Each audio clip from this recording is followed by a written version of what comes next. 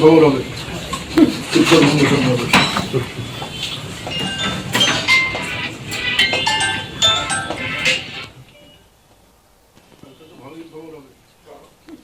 কোনো বিতর্কিত মন্তব্য করব না, কোচবিহার পৌরসভা থেকে বেরিয়ে এমনই মন্তব্য করলে উত্তরবঙ্গ উন্নয়ন দপ্তরের মন্ত্রী উদয়ন গুহ। মঙ্গলবার নতুন চেয়ারম্যানের সঙ্গে সৌজন্য সাক্ষাৎ করতে এসেছিলেন উত্তরবঙ্গ উন্নয়ন দপ্তরের মন্ত্রী উদয়ন গুহ। এদিন পৌরসভায় উপস্থিত ছিলেন পৌর প্রধান দিলীপ সাহা, উপপৌর প্রধান আমিনা আহমেদ, তৃণমূল কংগ্রেসের জেলা চেয়ারম্যান গিরীন্দ্রনাথ বর্মন, 16 নম্বর ওয়ার্ডের কাউন্সিলর তথা জেলা তৃণমূল কংগ্রেসের সভাপতি অভিজিৎ দেব ভৌমিক সহ অন্যান্য কাউন্সিলররা। এদিন সৌজন্য সাক্ষাৎ ছিল বলে জানিয়েছেন উত্তরবঙ্গ উন্নয়ন দপ্তরের মন্ত্রী উদয়ন গুহ। দিলীপ সাহা জানান, উত্তরবঙ্গ উন্নয়ন মন্ত্রী সৌজন্য সাক্ষাতে এসেছিলেন। পৌরসভায় আগামী বিভিন্ন কর্মসূচি নিয়ে আলোচনা হয়েছে। পৌরসভা যেভাবে কাজ করতে চায় তার জন্য ফান্ডের প্রয়োজন আছে, আর সেসব নিয়ে উদয়ন গুহর সঙ্গে আলোচনা হয়েছে এদিনের সৌজন্য সাক্ষাতে। পাশাপাশি শ্মশানের অতিরিক্ত চুল্লির ফান্ড নিয়েও আলোচনা হয়েছে তাদের। উত্তরবঙ্গ উন্নয়ন দপ্তরের মন্ত্রীর কাজের প্রশংসা নিয়ে দিলীপ সাহা এদিন সোচ্চার হন এবং উদয়ন গুহ বিষয়ে উত্তরবঙ্গ উন্নয়ন মন্ত্রী হওয়ার পরে কোচবিহার শহরে বিভিন্ন কাজ হয়েছে, প্রায় 14 কোটি টাকার কাজ করেছেন তিনি আরো জানান, আগামী সপ্তাহে তারা কলকাতা যাবেন, সেখানে উত্তরবঙ্গ উন্নয়ন দপ্তরের মন্ত্রীও থাকবেন। যদি ফান্ডের ব্যবস্থা করা যায় তাহলে আরো উন্নয়নমূলক কাজ করা যাবে।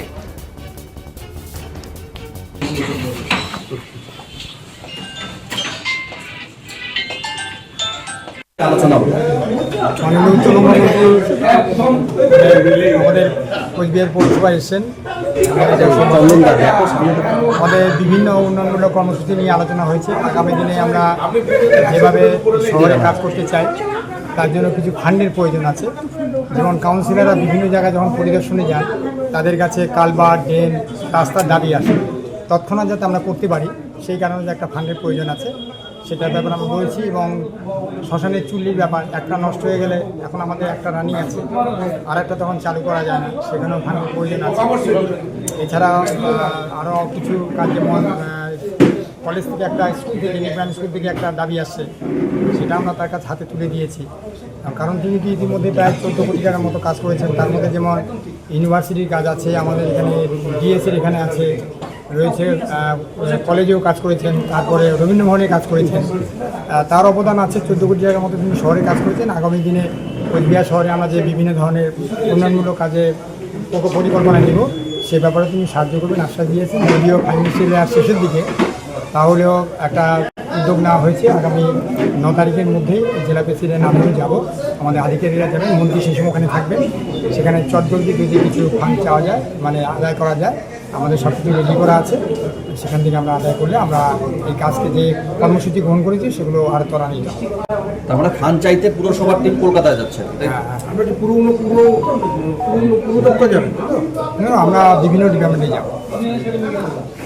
মানে সেইটা চাইবেন যে সেটা কীরকম, মানে কত পরিমাণ হতে পারে, টাকার অঙ্কটা কত? টাকার অঙ্ক মানে কি, ওই কাজ বুঝে আর আমরা কাজগুলো দিব, সেটা বেশি হতে পারে, কম হতে পারে। একটা তো চায়, মানে আমাদের হয়তো 5-6 ধরনের কাজ করতে চায়, হয়তো দেখা গেলো সেটা 12 কোটি টাকা, 15 কোটি টাকা, ঠিক আছে, হতে পারে। সেটা থেকে যতটা পাওয়া যায়। মূল কাজগুলো কী মূল কাজগুলো কী কী? মূল কাজের মধ্যে রয়েছে, প্রথমে শ্মশানের কথা বললাম, শ্মশানে একটা চুল্লি, সেটাকে মেরামত করা। দু এক জায়গায় পানীয় জলের সমস্যা আছে, সেখানে আবার কিছু পাম্প হাউস তৈরি করা। 3 নম্বর কাজের মধ্যে রয়েছে কিছু কিছু জায়গায় এত কাজ করা হচ্ছে, 8 কোটি 20 লক্ষ টাকার আবাসের কাজ হচ্ছে, পথশ্রী প্রকল্পের কাজ হচ্ছে।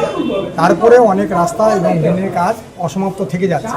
সেখানে কাউন্সিলর যখন পরিদর্শনে যাচ্ছে তখন বিভিন্ন ধরনের দাবি আসছে যে আমাদের দিনটা হচ্ছে না কেন, আমাদের চটজলদি যাতে আমরা সেই কাজগুলো করতে পারি সেই ব্যাপারে আমরা একটা ডিমান্ড দিব আর কি, ঠিক আছে।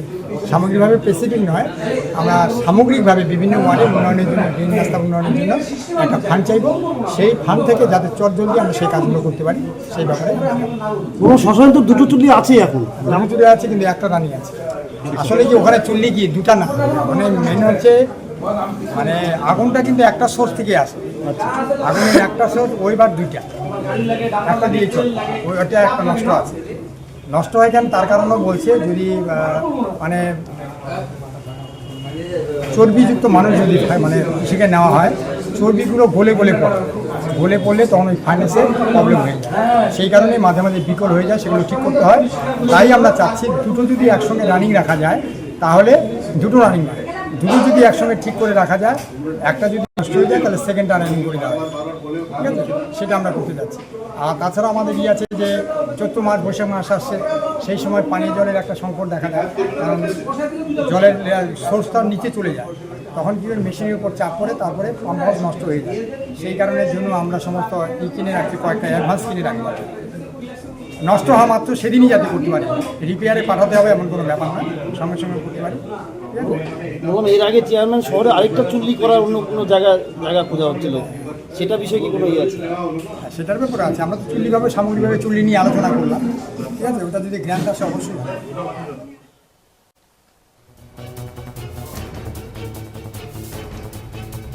তবে বিতর্ক ছিল রবীন্দ্রনাথ ঘোষ পৌর প্রধান থাকার সময় উদয়ন গুহ পৌরসভায় আসতেন না। রবীন্দ্রনাথ ঘোষের সঙ্গে তার সম্পর্ক ভালো ছিল না বলেও বিরোধীরা বারবার অভিযোগ করতেন। তবে এদিনের বৈঠক শেষে তিনি বলেন, এ বিষয়ে কোনো বিতর্কে যাব না। প্রথমবার পৌরসভা থেকে তিনি ফুলের স্তবক পেলেন। এদিনের বৈঠকে পৌরসভা থেকে তার কাছে বিভিন্ন দাবি দাওয়া তুলে ধরা হয়েছে। তিনি মন্ত্রী হিসেবে সেই দাবিগুলি সমাধানের চেষ্টা করবেন বলেও জানিয়েছেন তিনি।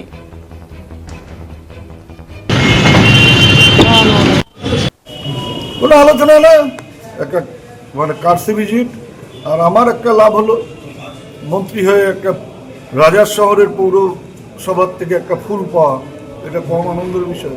এটা কি আপনার আক্ষেপ ছিল যে আগে কখনো ফুল পাননি? আমি কিছু বলছি না, তাই ফুল পেলাম, এটাই আমার ভালো লাগে। দাদা এতদিন কি রবীন্দ্রনাথ ঘোষ চেয়ারম্যান ছিল থেকে আসেননি দাদা?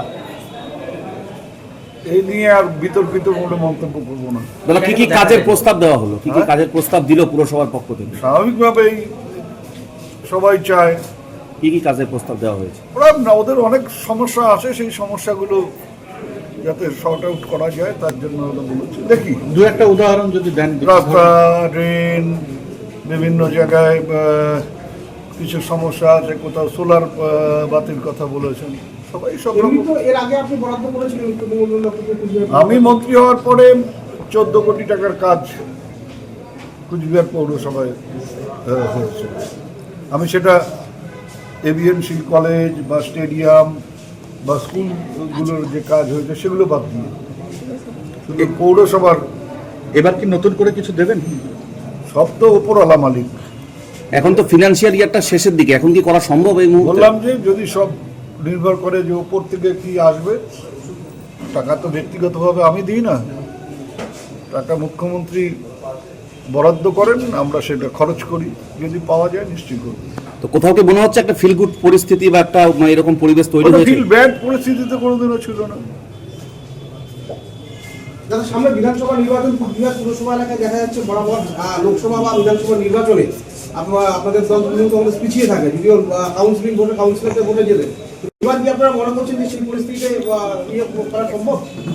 মানে সব সময় মানে অতীতের পুনরাবৃত্তি হবে, ইতিহাসের পুনরাবৃত্তি হবে, সেটা ভাবার কি কারণ আছে? আপনি উত্তরবঙ্গ মন্ত্রী, উন্নয়ন মন্ত্রী হিসেবে কোচবিহার পুরসভাতে আলাদা কোনো এফোর্ট দেবেন কাজের ক্ষেত্রে বাদ দিয়ে রাজনৈতিকভাবে? আমি তো মন্ত্রী হিসেবে তো কোনো ব্যাপার নেই, এখানে তো একটা পার্টির একজন কর্মী হিসেবে যখন যেমন ভাবে আমাকে ডাকবে আমি সেইভাবে কাজ করব। সময় দেবেন।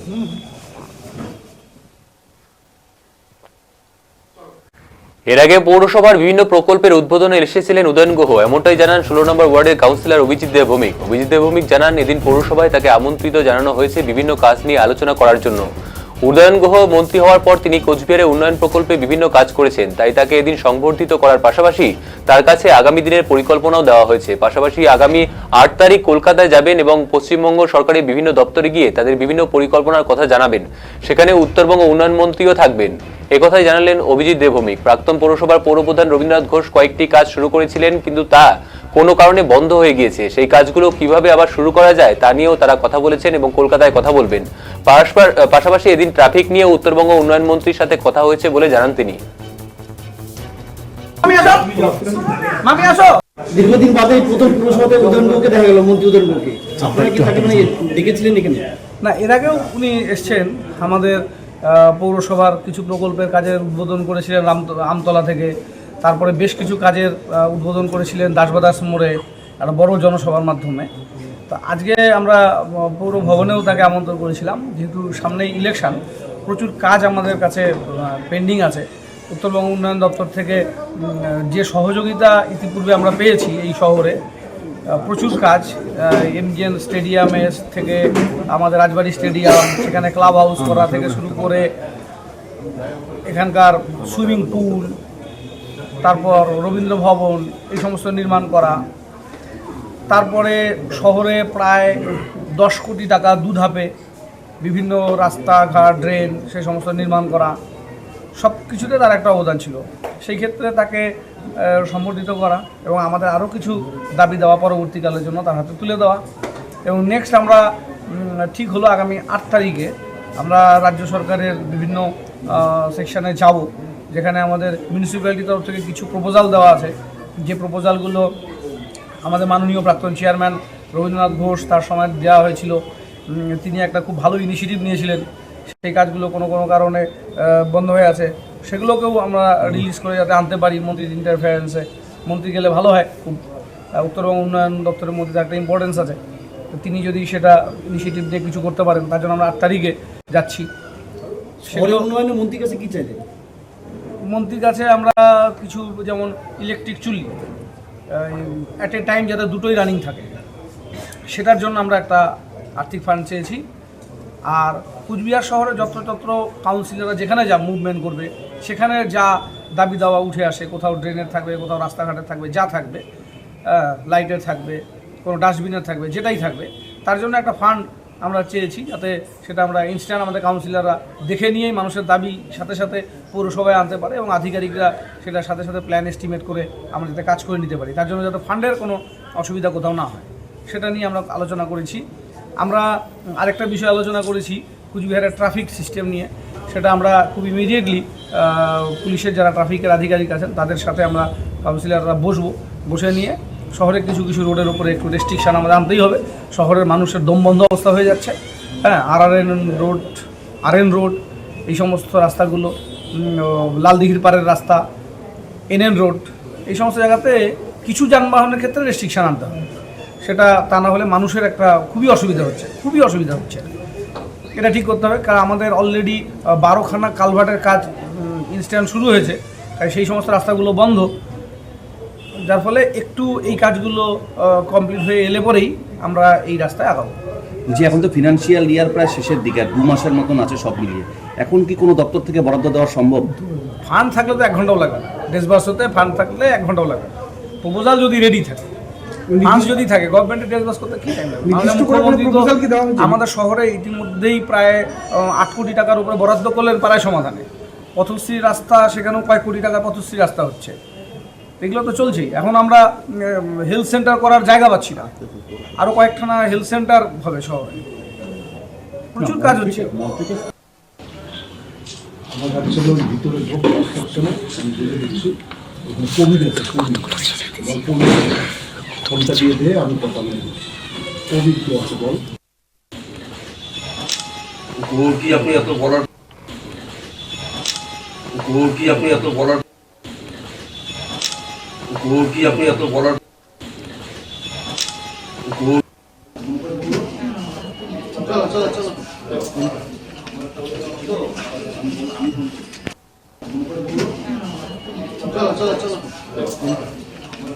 চলো